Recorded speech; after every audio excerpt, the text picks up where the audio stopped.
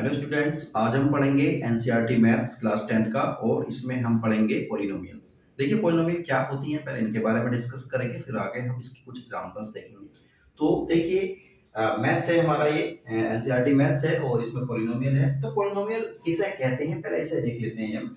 देखिए एक इस तरह का expression a note plus A one x plus यानी कि एक्स में वाई में या जेड में, मतलब किसी भी वेरिएबल में कोई ऐसा एक्सप्रेशन हो जो जो उसकी पावर के अकॉर्डिंग बढ़ रहा हो या घट रहा हो, इस तरह के एक्सप्रेशन को हम पॉलिनोमियल बोल सकते हैं। लेकिन इसमें कंडीशन क्या है? कंडीशन ये होनी चाहिए कि x की जो पावर है हमारी होल नंबर होनी चाहिए। मतलब x की पावर अपॉन में नहीं होनी चाहिए, पॉइंटों में नहीं होनी चाहिए, माइनस में नहीं होनी चाहिए, तब ये पॉलिनोमियल हमारा कहलाएगा।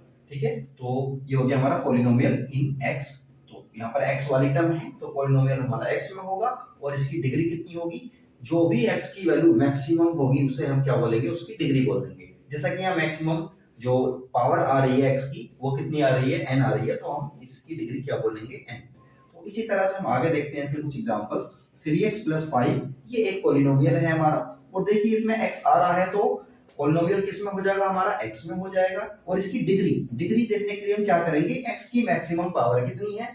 1 है यहाँ पर, तो इसकी डिग्री भी कितनी हो जाएगी? 1 हो जाएगी। इसी तरह से दूसरा एग्जांपल देखते हैं। ये वाला एग्जांपल है हमारा, तो यहाँ पर देखिए ये जो पॉलिनोमियल है हमारा ये y में है, तो इसे क्या बोलेंगे? पॉलिनोमियल इन y।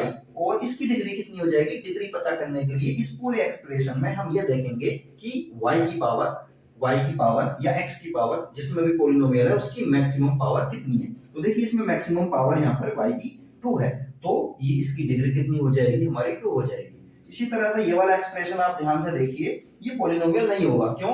क्योंकि यहाँ पर देखिए ये 1 अपॉन समथिंग आ रहा है, तो ये जो पावर आएगी ना इसकी x की, तो ये पावर हमारी कुछ माइनस में पहुंच जाएगी, और माइनस में पहुंचनी नहीं चाहिए। माइनस में पहुंचेगी या पॉइंटों में पहुंच जाएगी या अपॉन में पहुंच जाएगी पावर, तो वो पॉलिनोमियल नहीं रहेगा। तो ये नॉट पॉलिनोमियल, ये हमारा पॉलिनोमियल नहीं रहेगा। इसी तरह से यहाँ देखिए x √x है, √x + 3 है, तो देखिए x की पावर यहाँ पे कितनी आ गई? अंडर रूट को क्या लिख सकते हैं? x की पावर हाफ, x की पावर 1/2। तो x की पावर 1/2 आ गई और ये हमारी कंडीशन को फुलफिल नहीं करता, तो ये हमारा पॉलिनोमियल नहीं रहेगा। तो इसी तरह से हम कह सकते हैं कि x की वैल्यू यानी जो हमारा पॉलिनोमियल है उसकी मैक्सिमम पावर, उसकी जो पावर होगी वो क्या क्या हो सकती है?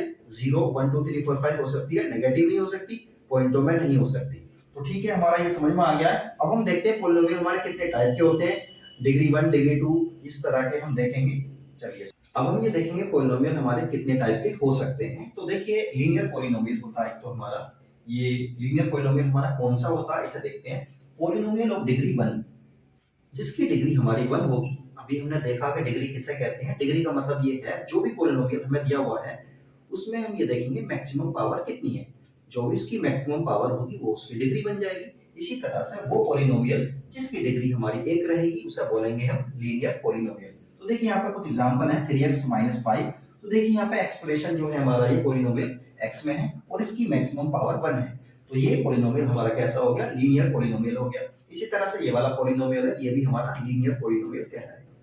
उसी तरह से हमारा एक होता है क्वाड्रेटिक पॉलिनोमियल। क्वाड्रेटिक पॉलिनोमियल हमारा वो पॉलिनोमियल होता है जिसकी डिग्री कितनी होगी? हमारी 2 होगी। और इसके एग्जांपल हम देख सकते हैं 3x² + 5x - 8, और ये z में पॉलिनोमियल है और z की मैक्सिमम पावर हमारी कितनी है? 2 है, तो ये क्वाड्रेटिक पॉलिनोमियल हो जाएगा।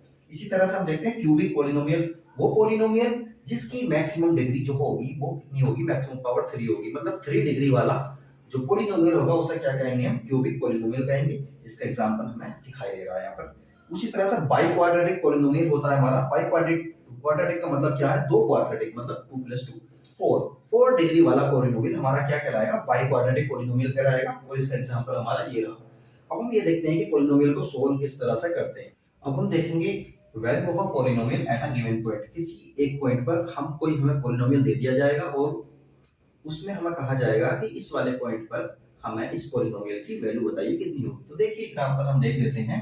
एक px एक पॉलिनोमियल है हमारे पास और इस पॉलिनोमियल की वैल्यू कोई पूछना चाह रहा है, और वो पूछना चाह रहा है value of px at x = 2 पर या x = 3 या कुछ भी बोल सकता है कि x = 2 पर इस पॉलिनोमियल की वैल्यू क्या होगी। तो देखिए इसे फाइंड आउट करने का क्या तरीका हो सकता है। तो देखिए x के प्लेस पर हम 2 रख देंगे और जिस पॉलिनोमियल में पूरे में x जहां जहां पर भी है वहां वहां पर हम क्या रख देंगे? 2 पुट कर देंगे। तो देखिए 2 इंटू एक्स का स्क्वायर मतलब 2 का स्क्वायर माइनस माइनस रहेगा 3 रहा और इन दोनों में मल्टीप्लाई का साइन है x के प्लेस पर 2 प्लस 5। इसे थोड़ा सा सोल्व करेंगे तो देखिए 2 2 जा 4 हो जाएगा, 3 2 जा 6 प्लस 5।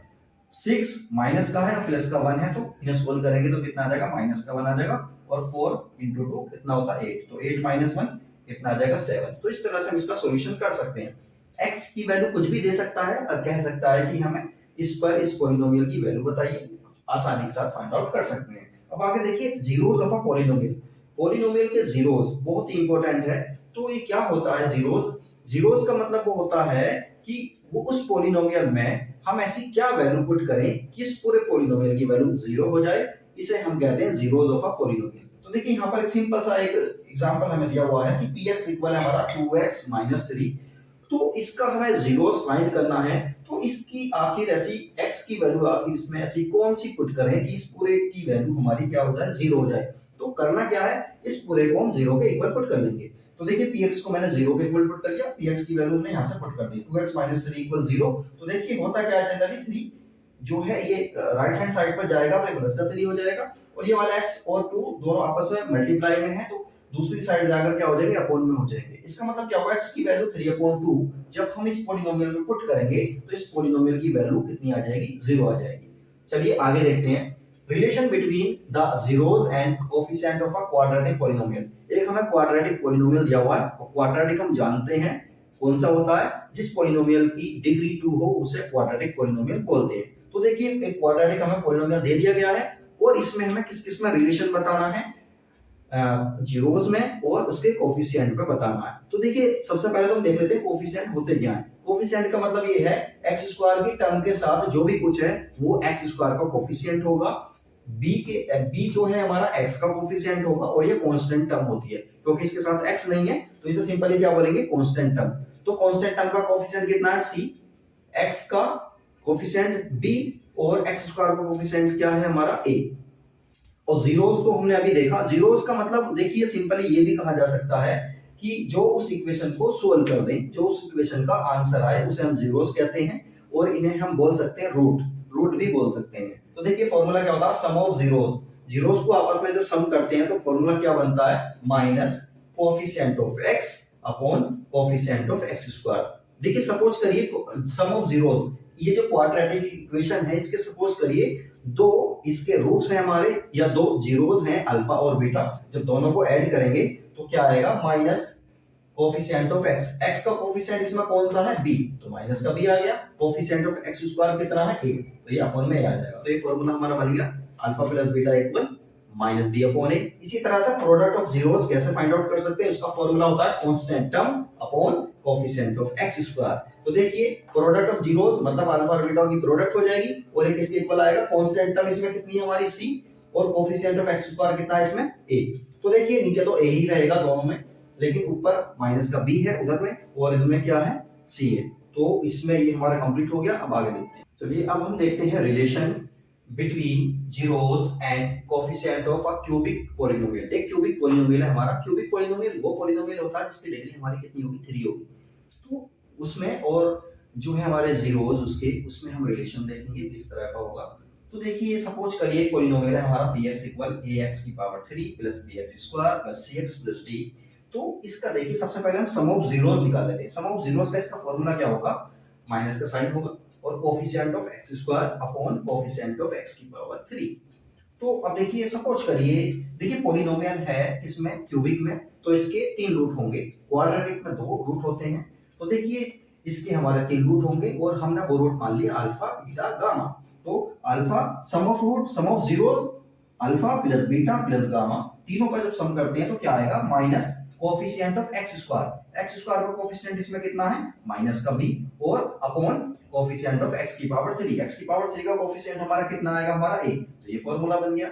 दूसरा फार्मूला देखिए sum of product of zeros. Zeros का सम तो है लेकिन प्रोडक्ट का सम है, मतलब दो का प्रोडक्ट होगा, उसको हम फिर सम अप करेंगे तो फाइनल जो फार्मूला बनेगा इसका coefficient of x upon coefficient of x की पावर 3। तो देखिए दोनों का प्रोडक्ट करेंगे, दो का प्रोडक्ट करके उन्हें सम अप कर देंगे तो ये फार्मूला हमारा बनेगा alpha beta plus beta gamma plus gamma alpha. और फॉर्मूला क्या है, कोफिशिएंट ऑफ एक्स, एक्स का कोफिशिएंट यहाँ पर कितना है c, तो एक्स का कोफिशिएंट c आ गया और कोफिशिएंट ऑफ x की पावर 3 कितना है a, तो ये फॉर्मूला बन गया हमारा। एक तीसरा फॉर्मूला हो रहा है इसका प्रोडक्ट ऑफ जीरोस, ये तीनों जो हमारे जीरोस हैं या रूट हैं इनका जो प्रोडक्ट होगा क्या होगा, अल्फा बीटा गामा होगा। और देखिए फॉर्मूला क्या है, minus constant term upon coefficient of x की पावर 3। तो देखिए कांस्टेंट टर्म इसमें क्या है, इसमें कांस्टेंट टर्म t, जिस टर्म में x नहीं होता उसे हम कांस्टेंट टर्म बोलते हैं। अब वो कितना है हमारा d, तो साइन माइनस का लगा हुआ तो माइनस का d, और अपॉन में तो सब में ही a आ रहा है, मतलब कोफिशिएंट ऑफ x की पावर 3 ही आएगा सब में। तो देखिए अल्फा बीटा गामा इक्वल है माइनस डी अपॉन ए। तो देखिए ये हमारा काफी हद तक क्लियर हो गया है। अब इसका एक टॉपिक हमारा रह गया है कि ग्राफ के थ्रू हमें क्वाड्रेटिक और पॉलिनोमियल ये क्यूबिक इक्वेशन को किस तरह से सॉल्व करते हैं, फिर हम उसे देखते हैं।